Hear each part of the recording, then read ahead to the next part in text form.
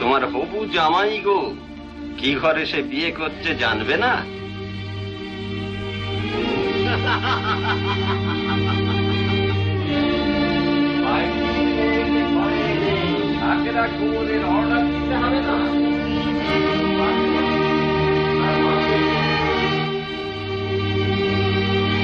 ভাইজি পান্না ভাইয়ের মেয়েকে ঘরে এনে বংশের মুখ উজ্জ্বল করছে। মরবার আগে বুড়িয়ে কথা জেনে যাবে না?